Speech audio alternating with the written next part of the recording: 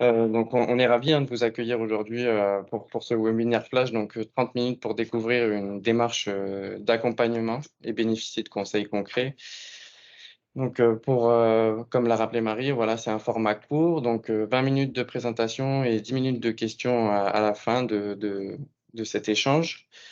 Donc, vous avez la possibilité de répondre, enfin de poser vos questions directement dans la rubrique questions-réponses si elle s'affiche. Tout dépend de votre version de Teams.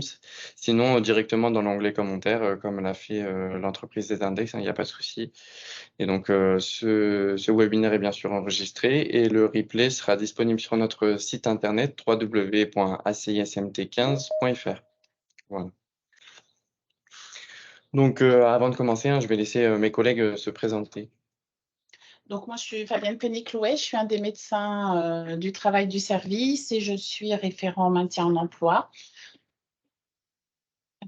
Donc, bonjour à toutes et à tous et merci d'avoir répondu positivement à notre invitation. Donc, moi, je suis Marie Rodel. J'ai intégré la CISMT en décembre 2020 en tant que coordinatrice maintien en emploi pour déployer cette nouvelle entité que constitue la cellule de maintien en emploi, dont on vous fera une présentation un peu plus détaillée au cours de ce webinaire. Au quotidien, j'accompagne des salariés pour qui le médecin du travail a identifié un risque de perte d'emploi. À trouver une solution de maintien soit au sein de son entreprise initiale, soit lui donner des conseils pour qu'il puisse enclencher un parcours de reconversion professionnelle qui soit compatible avec son état de santé. Et pour ma part, Noé Furin-Pierson, étudiant en licence professionnelle gestion des ressources humaines, donc à l'IUT d'Aurillac et en alternance au service de prévention et de santé au travail. Voilà, donc je suis, pour expliquer un peu mes missions, je suis en appui sur la cellule maintien aux côtés de Marie Roudel. J'épaule aussi Charlotte Serre, ingénieure en prévention des risques, sur la partie des relais de prévention. Donc, c'est une formation comprise dans votre cotisation annuelle qui regroupe 4 modules pour vous donner des clés pour une bonne démarche de prévention au sein de votre entreprise. J'ai vu qu'il y a encore quelqu'un qui arrive. Je vais l'accepter et on va pouvoir démarrer. Voilà. Hop. Alors, ce Webiflash est réparti en 3 grandes parties. Donc, le maintien en emploi et la nouvelle loi santé-travail. Donc, on verra plusieurs aspects par rapport à ça. Dans la deuxième partie, via une frise chronologique, nous verrons les grandes étapes et dispositifs clés à mobiliser pendant un arrêt de travail, notamment pour votre salarié. Et en dernière partie, nous verrons les bonnes pratiques, pardon, excusez-moi, à, à tenir et à appliquer dans vos expériences futures. Alors, l'enjeu de l'entreprise, vous l'avez bien compris, c'est le maintien en emploi. Donc, c'est un enjeu fort pour tous, hein, notamment du fait de l'allongement des carrières professionnelles, hein. C'est un sujet d'actualité, bien sûr. Le vieillissement de la population active, qui représente environ 30 millions de personnes. Et voilà, ces personnes sont en risque de désinsertion professionnelle, donc c'est croissant.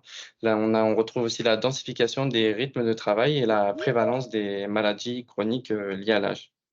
Donc, excusez-moi, il y a encore quelqu'un qui rejoint. Hop, j'accepte que tout le monde puisse participer à ce webinaire.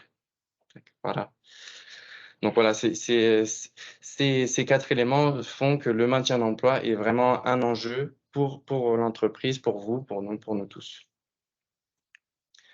Hop, la démarche de maintien en emploi, donc c'est ces éléments-là. Donc c'est la performance sociale, économique et notamment la sécurité juridique pour l'employeur, pour vous.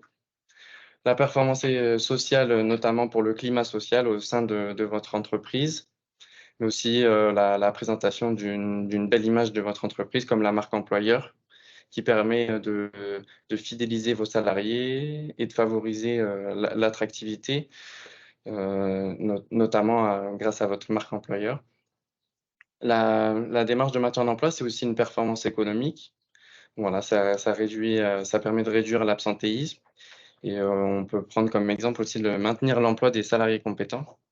Voilà, comme on parlait de la marque employeur juste avant, maintenir dans l'emploi des salariés compétents. Donc, c'est les salariés que vous avez réussi à recruter, déjà, c'est bien. Il faut les maintenir sur leur poste, c'est encore mieux. Les maintenir sur leur poste, souvent, c'est lié à l'âge et l'âge des, on appelle ça, des salariés compétents. C'est ceux qui ont les compétences et qui peuvent fournir leurs compétences aux jeunes travailleurs qui entrent dans le monde du travail. Et donc, pour le dernier point, c'est la démarche de maintien en emploi, c'est la garantie d'une sécurité juridique pour vous, hein, notamment sur l'obligation réglementaire, bien sûr, et sur la QVCT, qualité de vie, conditions de travail et la pénibilité. Et pour expliquer un petit peu mes propos précédents, voilà, quelques chiffres simples qu'on a sortis du baromètre annuel de l'absentéisme de Malakoff Humanis. Voilà, c'est des chiffres très récents qui nous dit que 41% des salariés ont connu au moins 2 arrêts de travail au cours des 12 derniers mois. Et que les arrêts longs, qui sont supérieurs à 30 jours, touchent 64% des entreprises dans les secteurs de l'industrie, du BTP et de la santé. Et l'Institut Sapiens, en novembre 2018, nous dit que l'absentéisme coûte près de 108 milliards d'euros par an.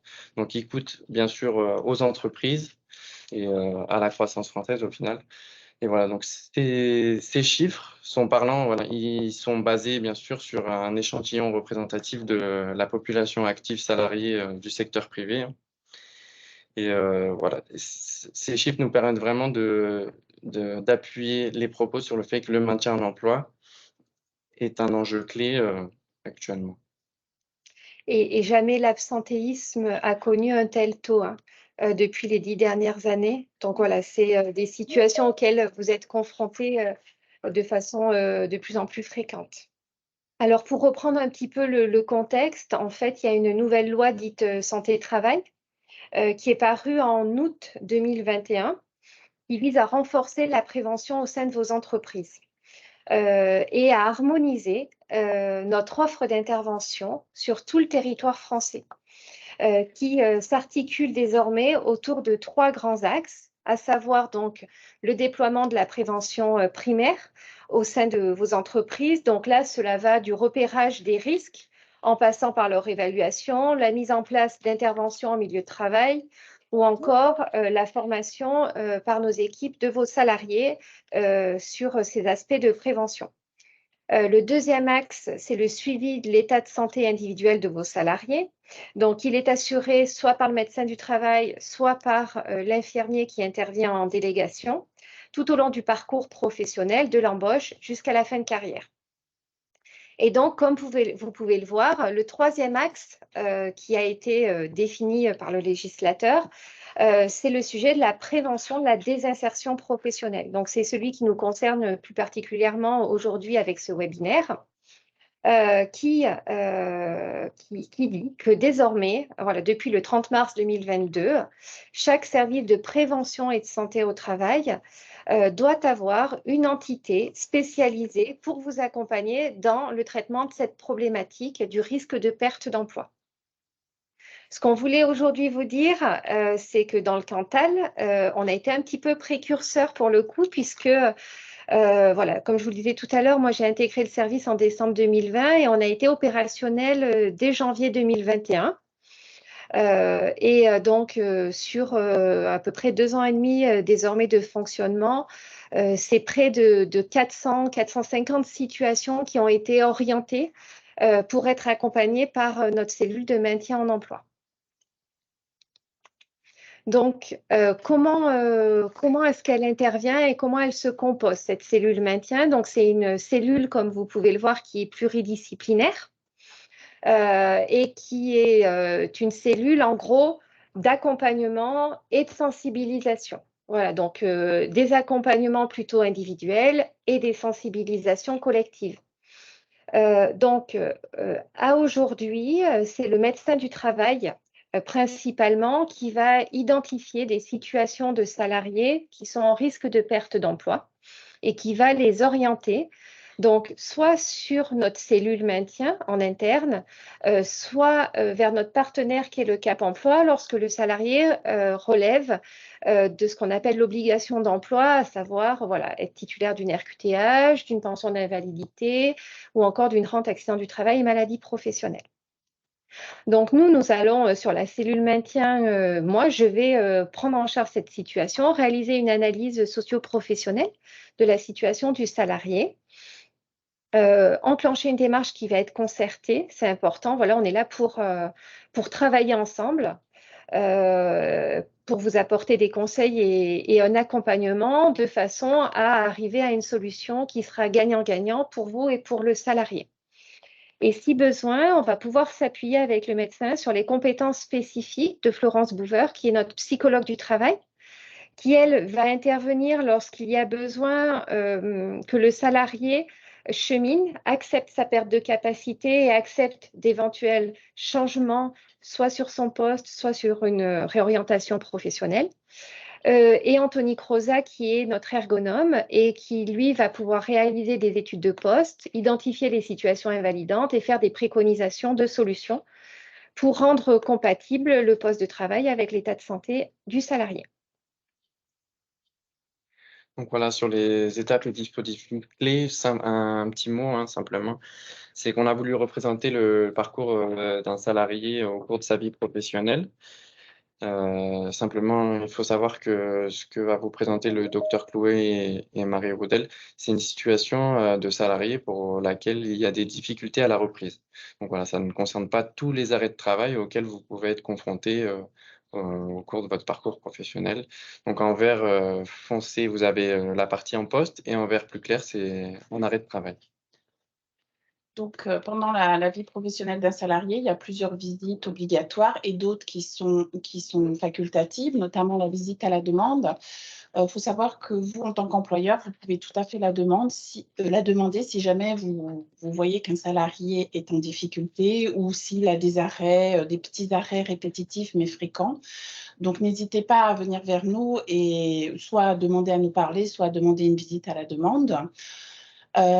Après, sachez qu'après un arrêt de plus de 30 jours, il y a possibilité d'avoir une visite de pré-reprise, mais maintenant aussi, depuis la loi du 21 août, du 2 août 2021, le législateur a introduit le rendez-vous de liaison. Alors, on a beaucoup de questions, donc on va déjà vous faire passer une petite vidéo et après, on en reparle. Le rendez-vous de liaison, pourquoi faire? Le rendez-vous de liaison, c'est nouveau. La loi permet un échange entre l'employeur et le salarié pendant un arrêt de travail pour préparer son retour au poste.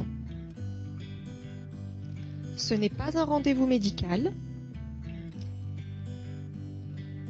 L'objectif est d'informer le salarié qu'il peut bénéficier d'aide et d'accompagnement pendant son arrêt. Actions de prévention de la désinsertion professionnelle, visite de pré-reprise, mesures d'aménagement de poste ou de temps de travail. Informer le salarié en amont, c'est lui permettre une visibilité sur les actions possibles pour reprendre le travail en toute sérénité. Pour les longs arrêts, la perspective de la reprise peut être difficile pour le salarié. L'idée est de préparer cette reprise. Comment un arrêt maladie peut affecter un salarié? Une perte de confiance en soi et une remise en question de ses compétences. Une vulnérabilité et la crainte de ne pas être compris, un ralentissement psychique potentiel de l'inactivité et un isolement, une perte du statut social de reconnaissance et un éloignement du milieu professionnel, l'apparition d'anxiété secondaire pouvant nuire au retour au travail, le sentiment d'être dans une impasse, des difficultés financières. Qui est concerné? Tout salarié en arrêt de travail d'une durée d'au moins 30 jours peut bénéficier d'un rendez-vous de liaison.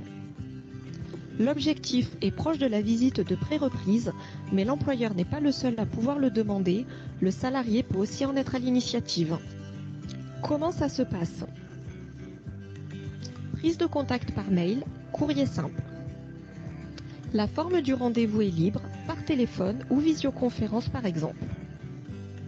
Pour anticiper et réfléchir ensemble au retour du salarié, aucune conséquence ne peut être tirée du refus par le salarié de se rendre à ce rendez-vous. Comment échanger avec le salarié? Au réflexe, axer le discours sur le travail, faciliter la possibilité de retour, Parler de situation et non de problème de santé, avoir de l'empathie. Évoquer les perspectives de retour, parler de possibilités plutôt que de solutions ou limitations, réfléchir ensemble. Les pièges à éviter, discours pouvant être culpabilisants, parler d'inactivité, répercussions de la charge de travail, problèmes de santé. Comment pouvons-nous vous aider ? Nous pouvons vous aider à préparer ce rendez-vous, vous donner les bonnes informations pour vos salariés, fournir des supports d'information ciblés, participer éventuellement au rendez-vous. Pour bénéficier de notre aide, contactez votre médecin du travail. Donc voilà ce rendez-vous de liaison donc, qui a été introduit par la loi de 2021. Donc ce rendez-vous, en fait, l'employeur a l'obligation d'informer le salarié que le rendez-vous existe. Donc pour l'instant, vous avez l'obligation de l'informer. Le salarié n'est pas donc obligé de répondre favorablement. Mais sachez que maintenant, du coup, avant la loi n'autorisait pas vraiment l'employeur d'appeler son salarié pendant un arrêt de travail, puisqu'il y avait une suspension du contrat de travail. Maintenant, c'est formalisé, vous avez le droit de le contacter. Alors, vous avez le droit de le contacter après un arrêt de plus de 30 jours. Et pendant ce rendez-vous de liaison, vous pouvez leur suggérer de venir nous voir, de prendre une visite de pré-reprise où nous, les médecins, nous ferons l'analyse de la situation et en fonction, nous l'orienterons ou pas vers la cellule de maintien. Je rappelle, dans la vidéo, il est dit que la visite, vous pouvez la demander. Non, la visite de pré-reprise n'est demandable que par le médecin conseil, le médecin traitant, le salarié et le médecin du travail. L'employeur n'a pas le droit de demander une visite de pré-reprise. Donc, nous orientons vers la cellule maintien et Marie va vous la présenter. Donc, je voulais vous préciser qu'on a fait le choix de ne pas présenter l'ensemble des dispositifs qu'on peut mobiliser pour préparer un retour au poste.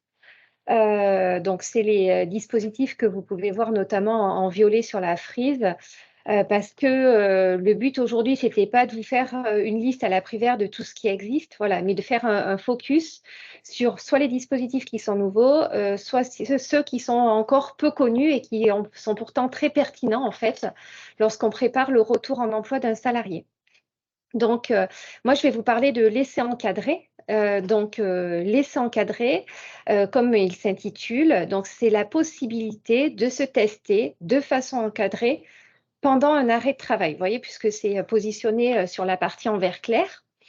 Ça permet au salarié de retourner dans son entreprise pendant son arrêt de travail.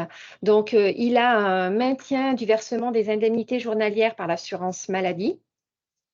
On détermine ensemble la durée de l'essai et les conditions. Et donc, ça peut être soit pour tester tout simplement le poste tel qu'il occupait avant son arrêt de travail, ou alors, par exemple, pour tester des aménagements qui auront pu être identifiés suite à l'étude de poste que nous aurons réalisée. Donc là, on va coordonner la mise en relation avec des fournisseurs qui viendront, par exemple, mettre en essai du matériel qui pourra être testé dans le cadre de cet essai encadré en vue de la reprise et de rendre possible le fait que le poste soit aménagé dès la reprise et de ne pas engager finalement cette réflexion au moment de la reprise, mais bien de l'anticiper et de la préparer. Donc, cet essai encadré, il peut être aussi utilisé pour tester un reclassement en interne sur un autre poste, voir donc l'adéquation poste-état de santé, mais mesurer aussi l'écart de compétences et prévoir une éventuelle formation professionnelle. Ou encore, lorsque malheureusement, on n'arrive pas à identifier de solution de maintien au sein de votre entreprise, il faut savoir qu'aujourd'hui, le salarié a la possibilité d'aller découvrir un autre métier en dehors de votre entreprise. Voilà, là encore, pour finalement optimiser cette phase d'arrêt de travail et pouvoir rebondir plus efficacement et plus rapidement si jamais, une fois que l'inaptitude aura été constatée effectivement. Voilà. Donc, l'essai encadré et ensuite je vais redonner la main au docteur Pénécloué qui va vous parler de la visite de reprise, parce que ce n'est pas parce qu'on a eu une visite de pré-reprise qu'on est dispensé d'organiser la visite de reprise. Voilà. Donc, une fois à la fin de l'arrêt, il y a les visites de reprise donc, qui sont obligatoires pour les arrêts de plus de 30 jours pour les accidents de travail, de plus de 60 jours pour les arrêts maladie et sans délai pour les maladies professionnelles et après un congé maternité. Donc, une fois qu'on a analysé cette situation, il y a la visite de reprise qui intervient. Alors, soit il peut reprendre son travail sans problème particulier, soit il ne peut plus reprendre son poste actuel, donc il est en inaptitude, ou soit il peut reprendre son poste avec les préconisations qu'on a fait et éventuellement les aménagements mis en œuvre, ce qui permet quand même le maintien dans l'emploi. Merci. Bon, on arrive déjà à la fin de ce webinaire flash, hein. Donc c'était très rapide. On voulait simplement vous rappeler les bonnes pratiques. Donc prévenir. Donc l'OMS, petite définition de 1948 qui date mais qui est toujours d'actualité, hein. L'OMS nous dit que la prévention, c'est l'ensemble des mesures qui visent à éviter ou réduire le nombre et la gravité des maladies, des accidents et des handicaps. Donc c'est pourquoi la prévention primaire, c'est le principal levier pour lutter contre la désinsertion professionnelle et limiter les risques d'inaptitude. Voilà. Après, ce qui est important, c'est détecter et alerter, même des signaux faibles. Donc, avant l'arrêt, n'hésitez pas à revenir vers nous pour parler de la situation, sans forcément nous l'adresser, mais au moins nous en parler.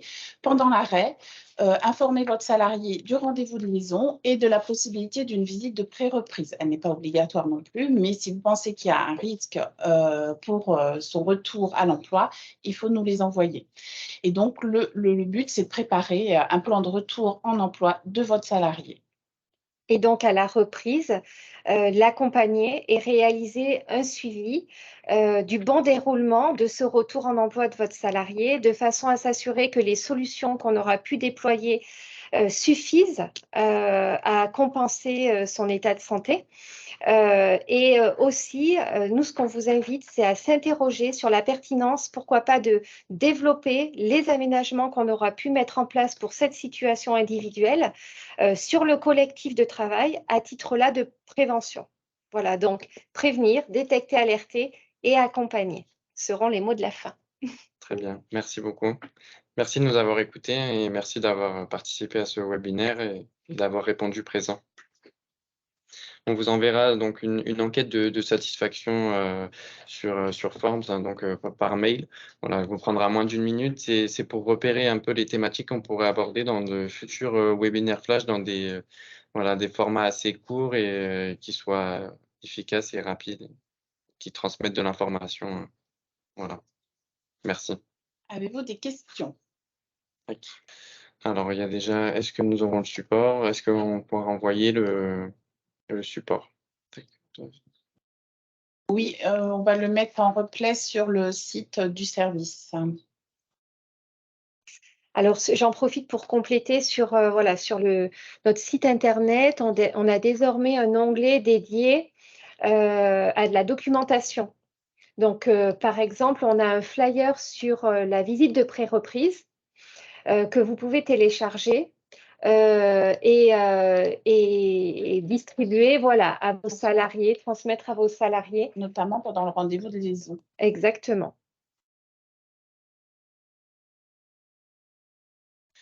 Et donc l'adresse, c'est www.acismt15.fr. Je peux la noter. Alors, comment activer la reprise encadrée? Donc, je pense, Madame Bonnet, que vous faites référence à l'essai encadré. Alors, ces mesures-là, c'est vrai qu'on ne l'a pas dit, mais elles sont pilotées par le médecin du travail. Voilà. Donc, ça se fait de façon concertée avec l'assurance maladie, c'est-à-dire qu'il faut déjà que le médecin du travail, tu m'arrêteras Fabienne, hein, mais valide qu'il y a un risque à la reprise et la pertinence justement de réaliser une phase de test pendant l'arrêt de travail. Pour réaliser ces essais encadrés, ça nécessite l'avis favorable du médecin du travail, du médecin généraliste du salarié et du médecin conseil de la sécurité sociale, puisqu'en fait, comme ça se déroule pendant l'arrêt de travail et qu'il y a un maintien des indemnités journalières, voilà, vous n'aurez pas de rémunération à verser à votre salarié pendant l'essai encadré, mais la sécurité sociale couvre le risque accident du travail pendant cette action-là. Donc, voilà, ils doivent donner leur autorisation. Et ils valident aussi, si vous voulez, que la situation de ce salarié justifie encore d'un arrêt de travail. Voilà. Donc, voilà, vous savez que ça existe, mais ça nécessitera la validation de tous ces acteurs-là. Mais ça peut, l'idée, c'est voilà, ça peut ouvrir effectivement le champ des possibles quand on est en réflexion d'une recherche de solutions pour maintenir en emploi un salarié. Et sachez aussi que vous pouvez accueillir des salariés si jamais ils vous demandent de faire un essai chez vous, qui ne sont pas forcément salariés chez vous, mais vous pouvez aussi les accueillir. D'autres salariés, d'autres entreprises. Voilà. Le but, c'est vraiment voilà, de préparer et de sécuriser la reprise du travail.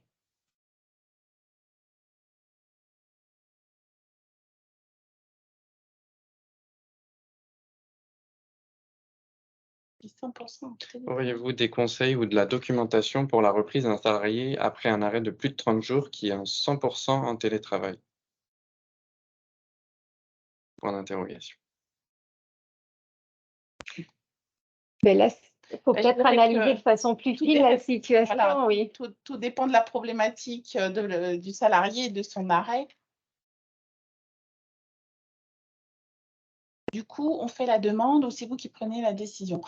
Non, l'essai encadré, c'est rarement l'employeur qui le demande quand même, c'est nous, souvent nous qui le proposons. Voilà, en fonction de la situation. Congé maternité?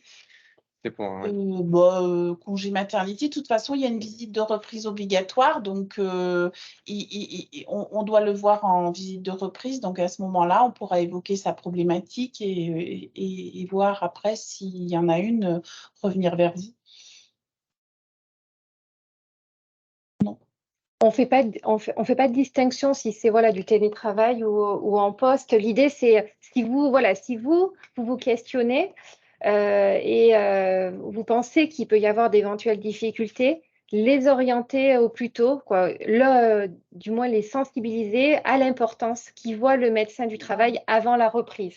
Voilà, parce que comme je vous le disais tout à l'heure, s'il y a des adaptations à mettre en place, notamment des aménagements techniques, ça prend du temps. Le temps de choisir le bon matériel, le temps de mobiliser éventuellement des aides financières pour que vous n'ayez pas à supporter le coût de ces équipements. Et ensuite, les délais de livraison, voilà, vous savez aujourd'hui que c'est compliqué. Donc, en fait, plus on va anticiper, plus la probabilité d'aboutir à un maintien réussi, elle est grande. En sachant parfois, des fois, quand c'est tout ce qui est ostéo-articulaire, on n'a pas toujours enfin, on ne sait pas comment ça va évoluer. Des fois, il ne faut pas être non plus trop rapide. Voilà. On n'a pas de questions encore pour l'instant, de plus.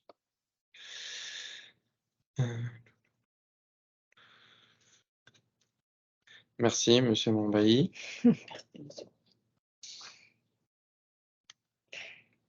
Pour le rendez-vous de liaison, peut-être comment on peut compléter, c'est voilà, on est en train de travailler justement, donc c'est un dispositif qui est récent. On est en train de travailler sur un support qu'on mettra là encore dans notre banque de documentation. De façon à vous outiller, et vous soyez plus à l'aise dans la mobilisation de ce dispositif et comment l'aborder avec votre salarié. Mais on ne pourra pas participer systématiquement à tous les rendez-vous de liaison. Voilà. On est Donc, associé, la loi dit qu'on est associé au rendez-vous de liaison sous différentes façons. Mais voilà, on ne va pas se déplacer systématiquement pour chaque rendez-vous de liaison.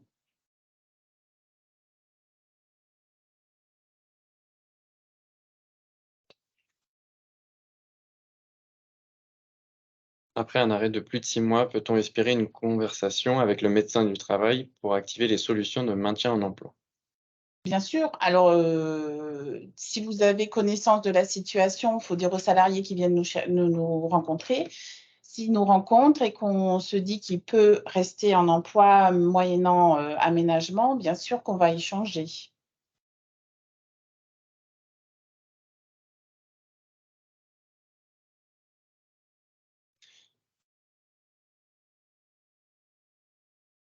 Mais malheureusement, on ne maintient pas tous les salariés sur leur emploi. Ça dépend de la pathologie, ça dépend de tellement de choses que voilà, on n'est pas du 100% maintien en emploi. Alors, au revoir, monsieur au Montbailly. revoir, monsieur Bombailly. À savoir qu'on sécurise quand même le maintien en emploi au sens Oui, la large. priorité.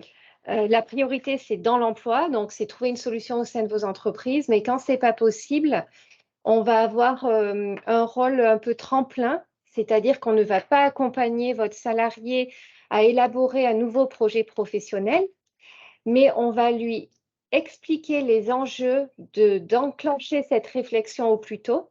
On va lui présenter les dispositifs qu'il peut mobiliser, le mettre en relation avec nos partenaires qui sont opérateurs du conseil en évolution professionnelle, donc soit Cap Emploi, soit le CIBC, soit l'APEC, voilà, essentiellement, de façon à ce que le salarié puisse rester dans cette dynamique et ne perde pas en employabilité. Ce que je voulais dire aussi, c'est je vois un échange employeur-médecin. Quand on essaye d'aménager un poste de travail, il y a toujours un échange à un moment donné, employeur, médecin et cellule maintien, puisqu'on ne peut rien faire sans vous, si vous. Voilà. Je regarde si dans la rubrique question réponse, Non, il n'y en a pas. ça n'a pas fonctionné. De toute façon, avant toute inaptitude, nous devons avoir un échange employeur-médecin du travail pour voir si un aménagement est possible ou pas.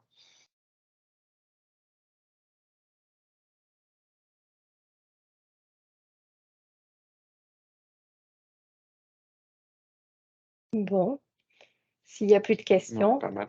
Alors, moi, je tenais à remercier tout particulièrement Noé. Merci Noé. Merci à vous. Voilà, on mesure ta grande implication dans la réalisation de ce webinaire flash. Et donc voilà, on souhaitait te remercier pour tout le travail fourni. C'est gentil. C'est vrai que c'était mon premier webinaire tout court. Donc voilà, c'est une grande première pour moi, mais merci à vous déjà de me pouvoir me faire participer à ça. Voilà. Donc je vous remercie aussi. On vous souhaite une bonne journée Oui, et bonne au journée. plaisir de collaborer. Et bon appétit. Au revoir. Au revoir. Au revoir.